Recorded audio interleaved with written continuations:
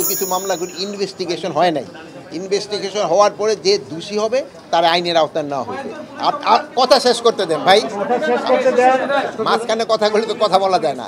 আপনারাই কিন্তু সবসময় বলছেন নির্দোষীরা যেন কোনো অবস্থায় সাজা না পায়, এই জন্য আমাদের ইনভেস্টিগেশনটা করতে দেন। যদি ইনভেস্টিগেশন করার পর যেই দোষী হোক না কেন কাউরে আইনের বাইরে থাকা হবে না, তারা আমরা অবশ্যই আইনের আওতায় নিয়ে যাব। বিষয়টা এরকম যে ফৌজদারি মামলা যাদের বিরুদ্ধে আছে তাদের মধ্যে তদন্তে মোটামুটি প্রমাণিত না হলে কারো বিরুদ্ধে ব্যবস্থা নেওয়া হবে না। এটা তো আপনারই আমাকে রিকোয়েস্ট করছেন, আপনারই বলেন নাই ভাই, হাসতেছেন তো বলেন, আপনারই বলছেন, আপনার কথাই তো আমি রাখতেছি যে তারা ওইভাবে প্রমাণিত না হলে তারা আমি কেন একটা নির্দোষ লোকের কেন তো আমি সাজা দিব, কিন্তু সব ক্ষেত্রে একটা নির্দোষ লোকের আমি কেন সাজা দিব? একটা আর ভাই শেষ করতে দেন, একটা দোষী যে হবে তারা আমরা শাস্তি দিব।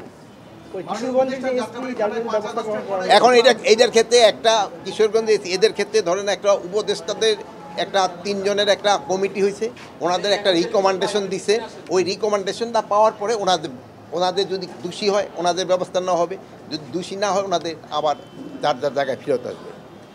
আর কোনো কিছু তো আপনারা দোয়া করেন, ভালো থাকেন, আমি আবার দেবো।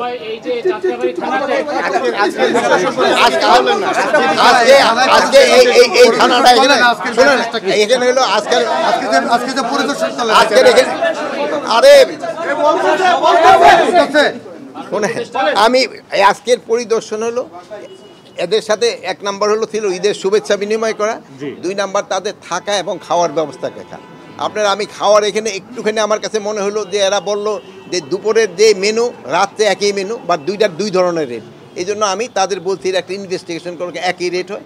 আর আমি আরেকটা বলে গেছি, একজন এসআইরে পুরো পার্টিকুলার ডিউটিতে রাখবে যিনি এদের খাবারটা তদারকি করবে, আর একটা হলো আরেকজন এসআইরে নিয়োগ দিবে যিনি তাদের থাকার ব্যবস্থাটা তদারকি করবে, যেন সবাই এখানে যেহেতু তাদের প্রচুর পরিশ্রম করতে হয়, যেমন আপনারা অনেক ঈদে যান নাই, পুলিশেরও কিন্তু ঈদে যাইতে পারে না, এখন কিন্তু থাকা খাওয়াটা যেন ঠিক রকম হয় এটা দেখার জন্য।